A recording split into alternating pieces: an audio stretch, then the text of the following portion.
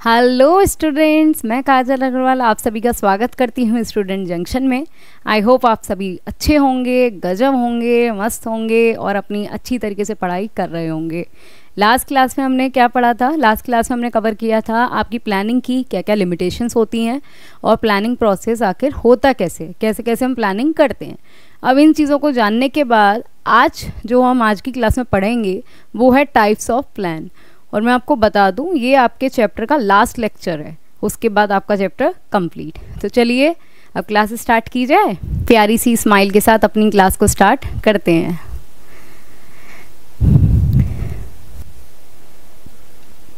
तो भाई आज हम पढ़ेंगे टाइप्स ऑफ प्लान। आपने प्लान पढ़ा, प्लानिंग के फीचर्स पढ़े, फीचर्स के बाद आपने इंपॉर्टेंस पढ़ी, क्यों ज़रूरी है, लिमिटेशंस पढ़े। आज हम पढ़ेंगे कि आखिर जो प्लान हम करते हैं वो भी कितने तरीके के होते हैं।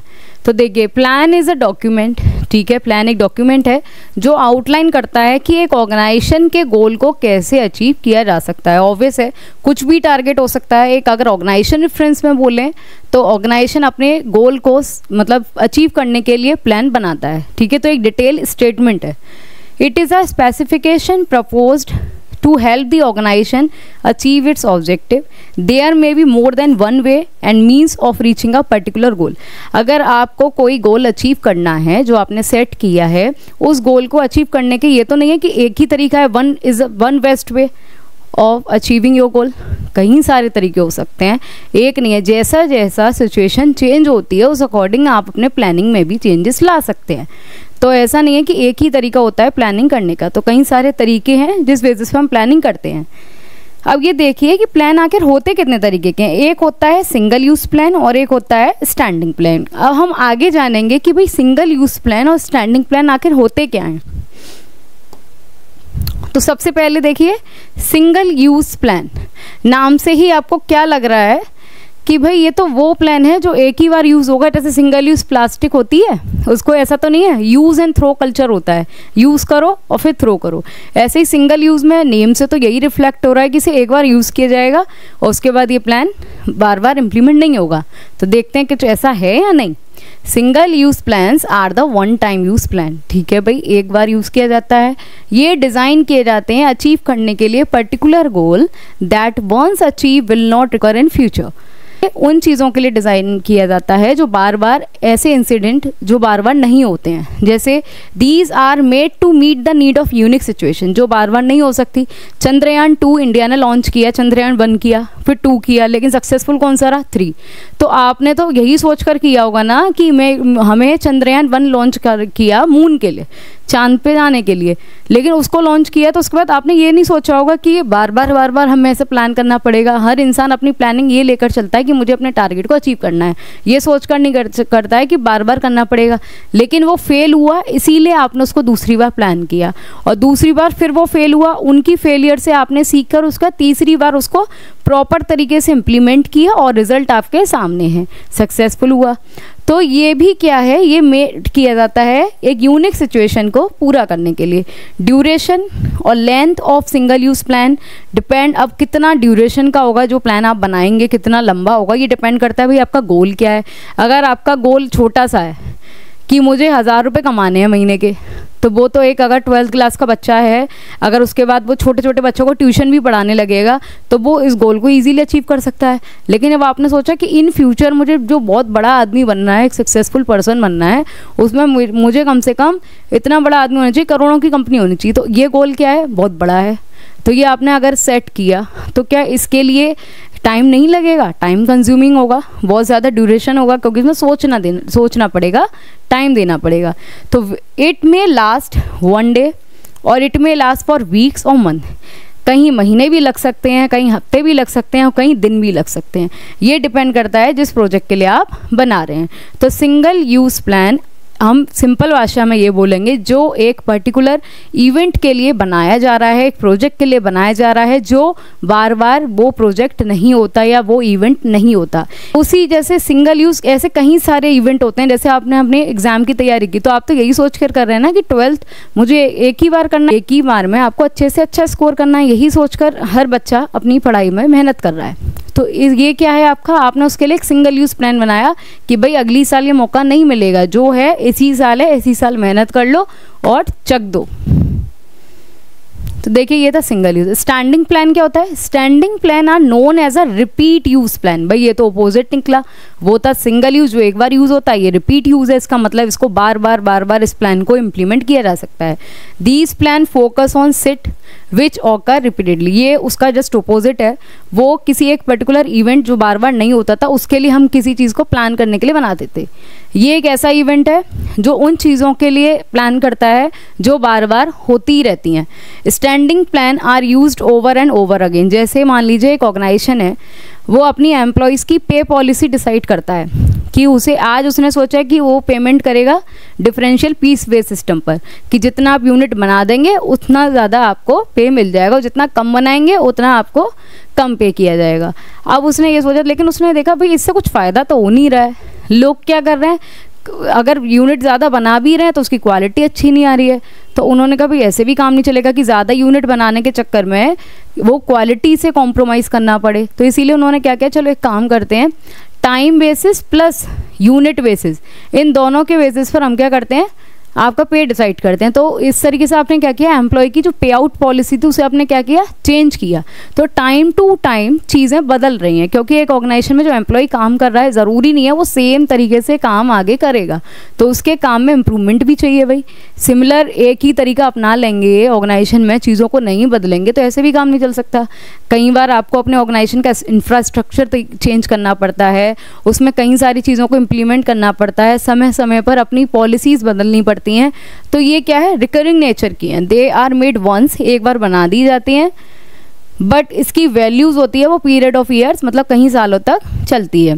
एल दो कुछ उसमें रिवीजन्स हो जाते हैं, अपडेट से आप कई सारी पॉलिसीज़ देखते होंगे, गवर्नमेंट स्कीम लॉन्च करती है, उसका बार बार रिजोल्यूशन कुछ अमेंडमेंट्स आते रहते हैं, क्योंकि आपने अगर कोई चीज़ पहले सोची, अब ज़रूरी है जो आपने सोच लिया वो पत्थर की लकीर हो गई, उसे बदला नहीं जा सकता, या फिर जो सोच लिया वही रिजल्ट देगा। अरे भाई हर दिन हम कुछ नया नया सीखते हैं, कुछ ना कुछ नया सीखते हैं, अपने खुद में इम्प्रूवमेंट लेकर आते हैं। तो हर दिन कुछ नया सीखा तो भाई एक आइडिया मिला, एक शुरुआत आप देखेंगे किसी भी पर्सन की स्टार्टिंग पॉइंट तो देखेंगे ना, वो इतना अच्छा नहीं होता, लेकिन आज आप उसे देख रहे हैं तो आपको दिख रहा है कि भाई ये ऐसा कैसे बन गया। इसकी पर्सनैलिटी डेवलपमेंट जो टीचर क्लासेस देते हैं, आप उनका पहले की क्लासेस देखिए, अब देखिए, वो खुद भी पढ़ाते पढ़ाते आपको सिखाते सिखाते खुद इतना डेवलप हो गए हैं कि उनकी पर्सनैलिटी भी एक अलग ही रूप में नज़र आती है। और वो चीज़ आप अभी देख रहे हैं, भाई कितना अच्छा बंदा है, ये अलग ही तरीके से प्रेजेंट करा, इसको सुनो ये बहुत अच्छा बोलता है, लेकिन उसने भी खुद को डेवलप किया। टाइम टू टाइम जो चीज़ों से सीखने को मिली उसने खुद में उसे इम्प्लीमेंट किया और उससे खुद में इम्प्रूवमेंट आपको खुद ही दिखाई दे रहा है। तो वही चीज़ है, it is design to ensure that internal operation of organisation run smooth. Organisation का ऑपरेशन एक्टिविटीज़ पता है क्या होती हैं, जो डे टू डे होती हैं, हर दिन रूटीन बेसिस पर रिपीटेडली आप उस चीज़ को फॉलो करते जाते हैं, तो हर दिन कुछ ना कुछ नया करने के लिए, अपनी परफॉर्मेंस को इम्प्रूव करने के लिए हर दिन एक नया चीज़ ऐड करते जाते हैं, ताकि क्या हो, वो एक बड़ा सुधार के रूप में आपके सामने नज़र आए। एक हफ्ते में 7 दिन होते हैं, एक वीक में, अब हर दिन आपने एक नई आदत को अपनाया या एक अच्छी चीज़ की, तो आप जब एक दिन आपने चीज़ की, दूसरे दिन फिर आपने दूसरी चीज़ अच्छी की, तीसरे दिन, तो क्या होगा, ये आपकी आदत बन जाएगा। और जो 7 चीज़ें, 7 अच्छी आदतें आपने 7 दिनों में सीखी, आप उसके साथ इस तरीके से मल्टीपल टाइम्स आप देख लीजिए आप कितना खुद को एक अच्छा इंसान के रूप में निखार सकते हैं। तो वही चीज़ है, ये स्टैंडिंग प्लान होते हैं। अब हम जानेंगे, भाई प्लान तो हमने देख लिए, लेकिन अब ये जानना है कि ये प्लान जो मैनेजर्स के द्वारा फ्रेम किए जाते हैं वो आखिर होते कितनी कैटेगरीज में। ये देखो, objective, method, strategy, rules, policies, programmes and procedure, ये 7 है। देख लो 7, OMSRPPP, ट्रिपल पी, OMG कहते हैं ना, OMG, ऐसी OMSR, ट्रिपल पी।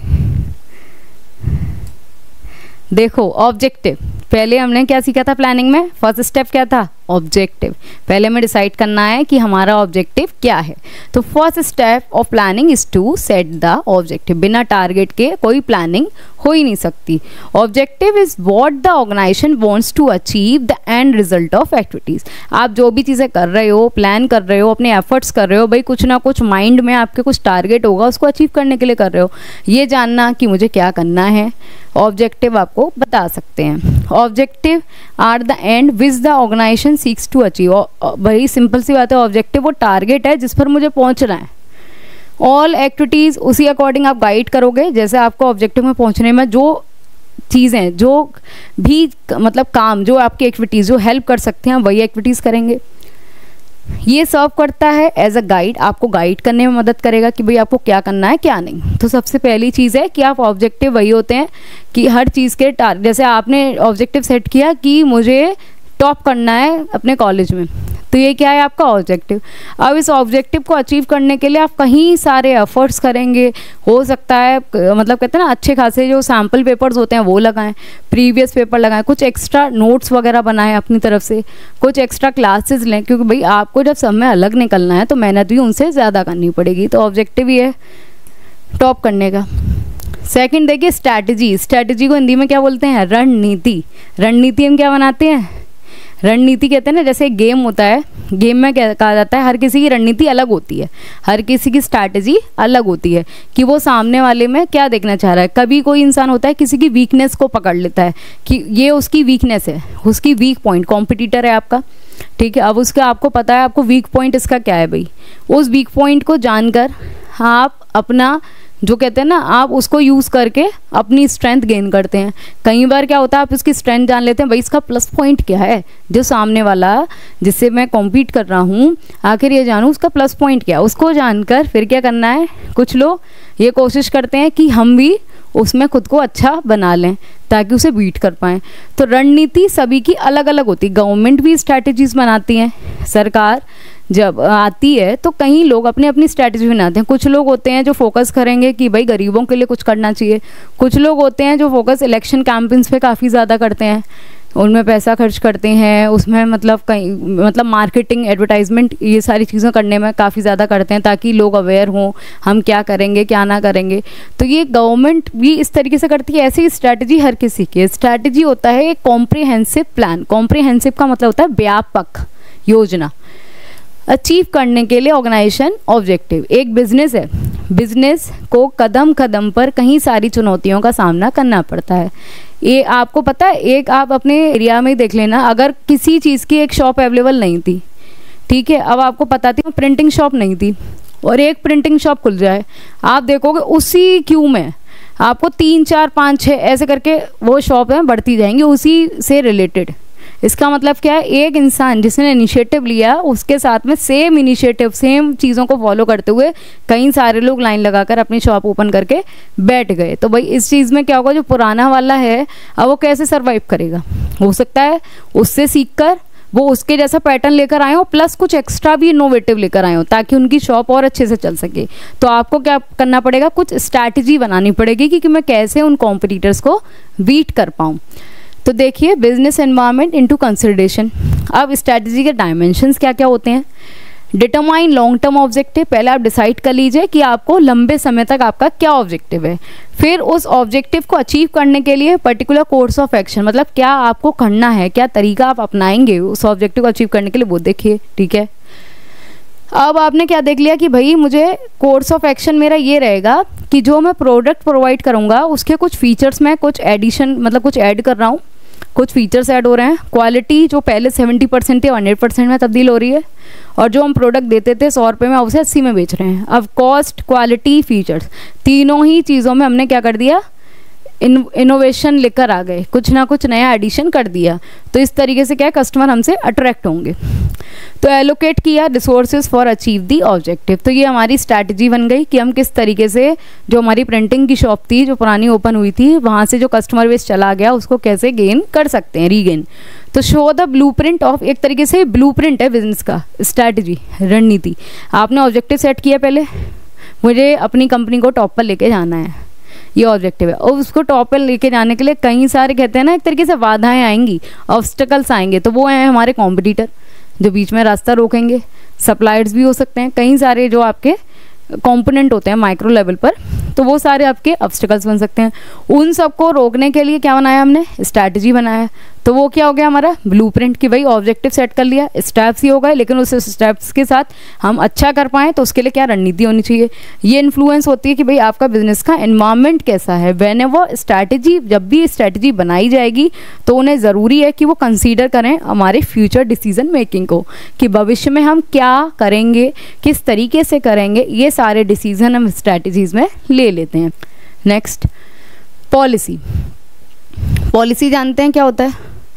एक हर कंपनी की अपनी अपनी पॉलिसी होती है। कहीं आप ऑफिसेज में देखेंगे फ़ोन यूज़ करना अलाउ नहीं है, या कहीं कुछ पॉलिसी है, जैसे लीव की पॉलिसी है कि आपको पेड लीव मिलेंगे एम्प्लॉयज़ को एनुअली 12।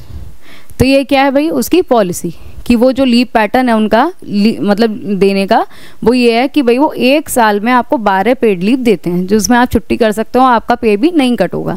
ये उनकी पॉलिसी हो गई। Policy can be define as organisation general response to particular situation.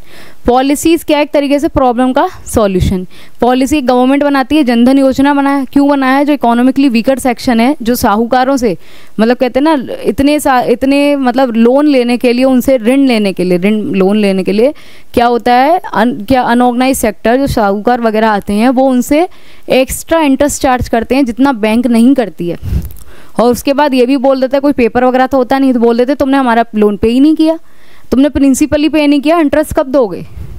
तो ये सारी चीज़ों से बचाने के लिए और हमारे इकोनॉमिकल वीकर सेक्शन का मतलब कहते हैं ना उनके उत्थान के लिए गवर्नमेंट ने जनधन योजना निकाला, जिसने कहीं सारे जो वीकर सेक्शन लोग मतलब हैं उनको हमारी फाइनेंशियल इंक्लूजन इसका पार्ट है ये जनधन योजना, जिसमें उनको शामिल किया गया कि आप भी basic saving bank deposit account open कीजिए। सभी के अकाउंट्स होने चाहिए, आधार से लिंक होना चाहिए, और आपको भी इंश्योरेंस की मतलब फैसिलिटी मिलनी चाहिए। और कल को कोई उन्हीं में कोई एक बच्चा है जो काफ़ी इंटेलिजेंट है, कुछ अच्छा कर सकता है, तो उसको मौका मिलना चाहिए। तो क्रेडिट पॉलिसी का वो लाभ उठा सकता है अकाउंट ओपन होने से, तो उन बैंक के साथ जुड़ सकता है। तो ये सारे क्या है, फाइनेंशियल इंस्टीट्यूशन के साथ जुड़कर उसको ये बेनिफिट मिल सकता है और अपना बिजनेस या जो भी है उसको स्टार्ट कर सकता है।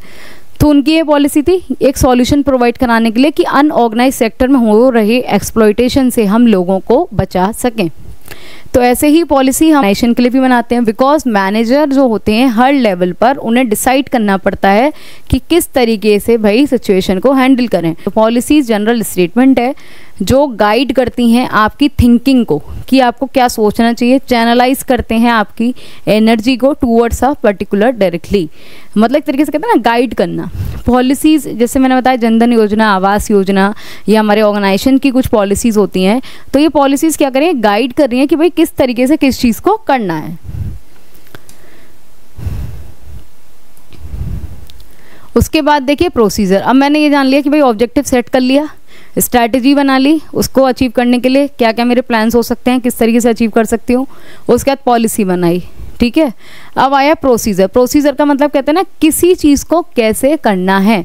प्रोसीजर क्या है भाई, इस चीज़ को कैसे करते हैं। अब आपने बोला कि आपको पेड लीव मिलेंगी एम्प्लॉयज़ को 12, लेकिन भाई इसका प्रोसीजर क्या है। इसका प्रोसीजर ये है कि आपको लीव एप्लीकेशन लिख कर देनी पड़ेगी अपने सीनियर मैनेजर को, तो ये प्रोसीजर है। तो इसमें आपने जान लिया।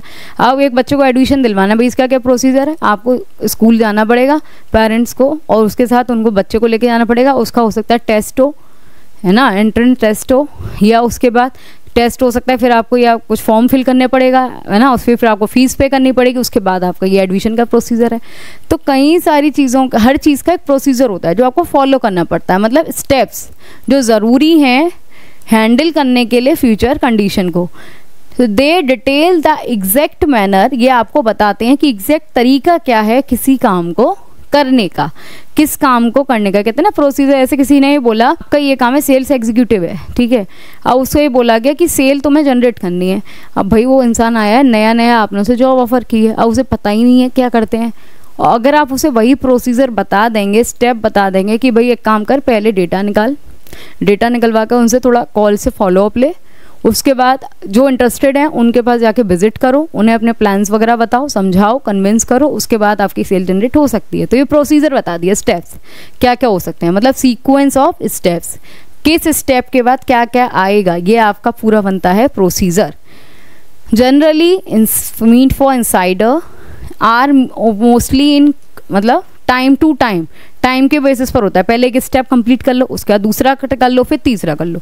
द सीक्वेंस ऑफ स्टेप और action to be taken to enforce the policy, किसी पॉलिसी को इम्प्लीमेंट करने के लिए क्या क्या स्टेप्स हैं, तो ये आपको बताता है ये exact manner in which activity has to be done, किस तरीके से किस काम को करना है। वही मतलब कहते हैं ना एक तरीके से स्टेप्स क्या क्या आपको फॉलो करने हैं, that is procedure. Fifth one is method. Method का मतलब क्या होता है, किसी चीज़ को कैसे करते हैं। प्रोसीजर था एक, स्टेप्स बताता था कि कैसे भैया आप कैसे लीव एप्लीकेशन, कैसे लीव की आपको मतलब पेड लीव मिल सकती हैं, तो लीव एप्लीकेशन डाल दीजिए। अब मेथड बताएगा कि क्या मेथड है। मेथड डिफाइन करता है वे of doing a job, production करना है, कैसे करना है, क्या तरीका है, कैसे कर सकते हैं। Manager decide in advance to common way of doing a job, कोई भी मतलब मान लीजिए वर्कर्स हैं, अब वो ये सोच रहे हैं कि वो काम करने में आपको ऐसा लग रहा है, ओनर इस चीज़ को बहुत अच्छे से रियलाइज़ कर लेता है कि काम वर्कर्स का मन नहीं लग रहा है काम करने में। अब वो ये सोचे मैं इनको कैसे मोटिवेट करूं कि ये काम के प्रति फिर अट्रैक्ट हो और काम बहुत निष्ठा से करें। तो इस चीज़ को करने के लिए क्या किया जा सकता है, तो कुछ ये सोचेंगे कि हम फाइनेंशियल इंसेंटिव उन्हें प्रोवाइड कर देते हैं, कुछ पैसे के फॉर्म में बोनस दे देते हैं, कुछ कमीशन दे देते हैं, या कुछ पैसे एक्स्ट्रा बढ़ा देते हैं। और कुछ लोग सोचेंगे नहीं, इनको नॉन मॉनेटरी इंसेंटिव्स की ज़रूरत है, मतलब पैसा नहीं, पैसे के अलावा इनको वैसे इंस्पायर करो, मोटिवेट करो, और उनके लिए कुछ वैसे उनके लिए सोशल कुछ एक्टिविटीज़ करिए, और मतलब उनकी अंदर कुछ अगर उनको कुछ लग रहा है जिससे वो डिमोटिवेट हो रहा है उन चीज़ को दूर कीजिए, एक अच्छे लीडर बनिए। तो कई सारे मेथड हैं भाई, तो वही इसमें बोला जा रहा है कि एक गोल जो आपने सेट किया उसको कैसे अचीव करेंगे, किस काम को कैसे करना है, वो बताता है method. There can be uniformity in action, हो सकता है जो एम्प्लॉयज़ हैं जिनको आपने जो काम सौंपा है वो एक ही तरीके से कर रहे हैं उस काम को। These help in applying the technique, मतलब कहते हैं ना एक तरीके से method equal to the technique, the way of doing any task, किसी काम को कैसे करना है भाई ये मेथड मुझे बता दो, तो ये है टेक्निक।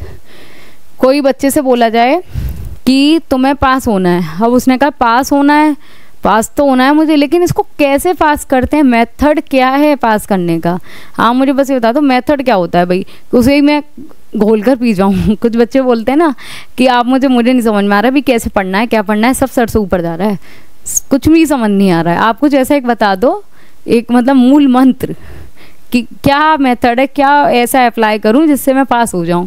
तो उसी तरीके से होता है ये कि सिलेक्शन ऑफ प्रॉपर मेथड, अगर आपने सही मेथड चूज़ किया तो आपका टाइम भी बचेगा, और वैसे बार बार एफर्ट नहीं करने पड़ेंगे, टाइम नहीं पड़ेगा, और जो रिसोर्सेज आपने यूज़ किए होंगे वो भी वेस्ट नहीं होगा, तो मनी बचेगा, और जो एफर्ट्स आप दे रहे हैं, अपनी मेहनत लगा रहे हैं, वो भी बचे जाएगी। तो ये इस तरीके से बेस्ट मेथड चूज़ करना पड़ता है। रूल्स क्या बताते हैं आपको, क्या भाई एक्शन नॉन एक्शन, इसके बीच में डिफ्रेंशिएट करना, आपको क्या करना है ऑर्गेनाइजेशन में रहकर और क्या नहीं करना है। रूल्स ये कहते हैं कि आप किसी भी तरीके का वर्कर्स के बीच में डिस्क्रिमिनेटिव बिहेवियर नहीं कर सकते, पार्शियलिटी नहीं कर सकते। इसका मतलब है नो, ये नो हो गया। यस ये है सभी को इक्वली ट्रीट कीजिए, ये आपका रूल बताता है। यस मतलब equal treatment, yes discrimination treatment no, not allowed. इसका मतलब ये रूल्स हो गए यस और नो। आप स्कूल कॉलेजेस में जाते हैं, वहाँ भी कुछ मतलब रूल्स होते हैं कि बच्चे को ड्रेस कोड फॉलो करना है, ठीक है। और जैसे आप देखेंगे ऑफिस में भी ड्रेस कोड होता है आजकल, या जो मैंने आपको फ़ोन का एग्जाम्पल दिया था कि फ़ोन अलाउ नहीं है, कॉलेजेस में भी नहीं होता, ऑफिस में भी कहीं सारे हैं। तो ये रूल्स हैं जो आपको बताते हैं कि भाई क्या करना सही है, क्या करना सही नहीं है। There is no discretion allowed in rule, किसी भी तरीके का आप ज़्यादा सोचें समझें ये अलाउड नहीं है, जो रूल्स बन गया उसको भाई फॉलो कर लो।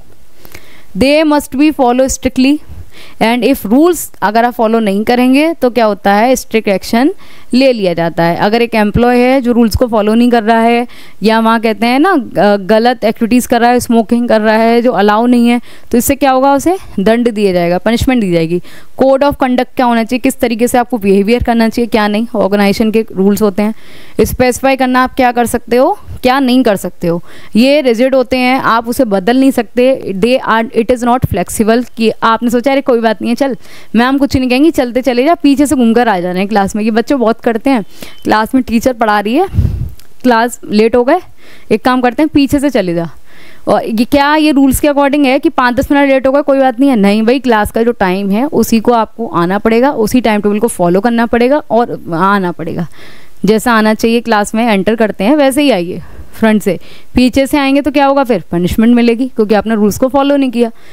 तो ये कंपल्सिव होते हैं, आपको फॉलो करने पड़ेंगे। बजट, बजट हर कोई बनाता है, बजट गवर्नमेंट भी बनाती है। गवर्नमेंट बजट बनाती है, नहीं बनाती है, उसमें बताती है कितने खर्चे होंगे, गवर्नमेंट एक्सपेंडिचर कितने होंगे और गवर्नमेंट रेवेन्यू कितना मिलेगा। तो स्टेटमेंट है जिसमें हम एक्सपेक्ट करते हैं, पहले से ही बना लिया, वो चीज़ हुई नहीं है एक्चुअल में, लेकिन उस चीज़ को होने से पहले ही, जैसे एक परिवार में बजट बनाया जाता है कि इस महीने में कितना खर्चा करना है, तो ये बजट उस खर्चे होने से पहले बन जाता है ताकि हम एक्स्ट्रा पैसा खर्च ना करें और ज़्यादा से ज़्यादा कोशिश करें कि पैसे को सेव कर सकें। Budget result are always measurable, आप बिल्कुल मेज़र कर सकते हैं कि बजट कितना है क्या नहीं है। मोस्ट ऑफ द टाइम ये फाइनेंशियल होता है, मतलब एक ऐसा स्टेटमेंट जहां आप अपने खर्चे, इनकम क्या होगी, एक्सपेंडिचर क्या होंगे, ये सारी चीज़ों को मेंशन करते हैं, किस चीज़ में क्या खर्चा किया जाएगा, कितना किया जाएगा, कब किया जाएगा, ये सारी चीज़ों का स्टेटमेंट बनाते हैं ताकि रिसोर्सेज की कमी, पैसे की कमी ना हो। स्टेटमेंट होता है जो एस्टीमेट के बेसिस पर बनाया जाता है, ये मेजरिंग टर्म्स में होता है जिसको मेज़र किया जा सके, फिर कंपेयर किया जा सके कि एक्चुअल कितना खर्च किया। ये क्वांटिफाई करता है फ्यूचर फैक्ट्स फिगर को, ये मैनेजर्स के द्वारा बनाया जाता है और ये कंट्रोलिंग डिवाइस है। जैसे कहते हैं ना, कंट्रोलिंग में क्या होता है कि स्टैंडर्ड सेट कर दिया जाता है, वही मैंने सेट कर दिया कि महीने के 10,000 रुपये हमारी इनकम है, तो जो बजट बनाया है उस अकॉर्डिंग भाई 7,000 रुपये ही खर्च होंगे महीने के, और 3,000 क्या होंगे, ये तो होगा एक्सपेंसेस और ये हो गई सेविंग। तो ये आपने डिसाइड कर लिया, ये क्या हो गया आपका स्टैंडर्ड कि 7,000 रुपये ही खर्च करने हैं। उस बेसिस पर आप अपनी सारी एक्टिविटीज़ के लिए पैसे को बांट देते हैं। लास्ट वन देखो, प्रोग्राम। अभी हमने पढ़ा ऑब्जेक्टिव जो हमने सेट किया, उसके लिए स्ट्रैटेजी बनाई, फिर पॉलिसी बनाई, उसके बाद प्रोसीजर जाना, क्या स्टेप्स हैं जिसके बेसिस पर जा सकते हैं, मेथड जाना किसी चीज़ को किस अच्छे तरीके से करूँ, और उसके बाद अभी हमने जाना रूल्स कि क्या रूल्स हैं जिनको आपको इसके दौरान फॉलो करना पड़ेगा। अब लास्ट वन आता है प्रोग्राम, जो बहुत कॉम्प्रेहेंसिव है, जिसमें सारी चीज़ें कहते हैं ना इंक्लूडेड है, जो भी अभी आप पढ़ते हुए आए हैं। कॉम्बिनेशन है ये, क्या, objective, policy, procedures, budget, rules, मतलब जो भी अभी आपने पढ़ा सारी चीज़ें इसके अंदर आ जाएंगी। प्रोग्राम क्या है, कॉलेज में ये फंक्शन हो रहा हो तो कॉलेज में भी आपके कुछ रूल्स होते हैं कि जैसे कहीं जगह होता है कि भाई आप पेरेंट्स आ सकते हैं लेकिन एक ही इंसान आएगा, बाकी नहीं आएंगे, ये क्या है, रूल्स। पॉलिसी हो सकती है वहाँ की कि बाहर का खाना अलाउ नहीं है, सिर्फ यहाँ आप जब आएंगे फंक्शन में तो वहीं से ही आपको मतलब जो भी खाने को मिलेगा, जो ऑफ़र किया जाएगा वही है, अलग से आप अपना कुछ लेकर नहीं आ सकते हैं, ठीक है, ये हो गई वहाँ की पॉलिसी। प्रोसीजर क्या है भाई, उसमें आने का क्या प्रोसीजर हो सकता है, कुछ फॉर्म वगैरह फिल करवाया हो, कुछ भी चीज़ें हो सकती हैं।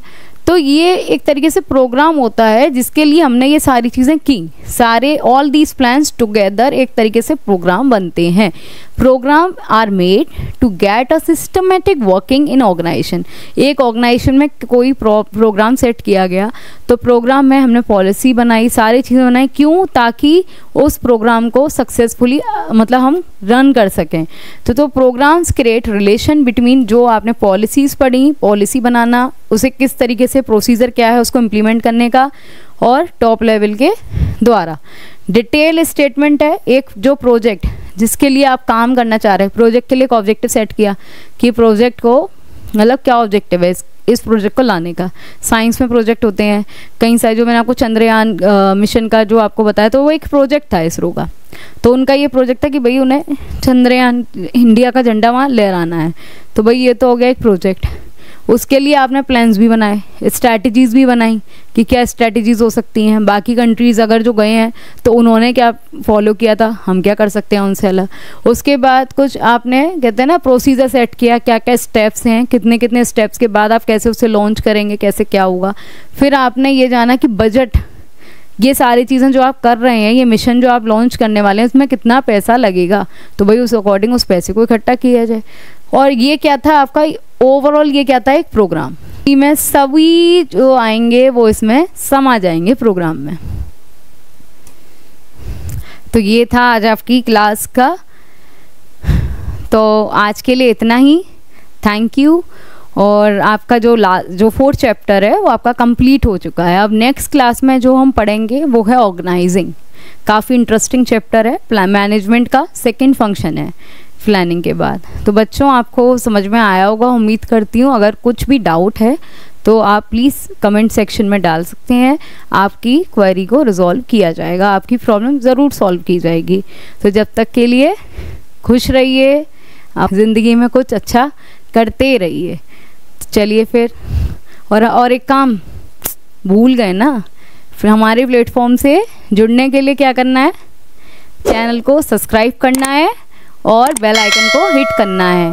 और एक ऐसा प्लेटफॉर्म है ये, वेयर लर्निंग नेवर स्टॉप।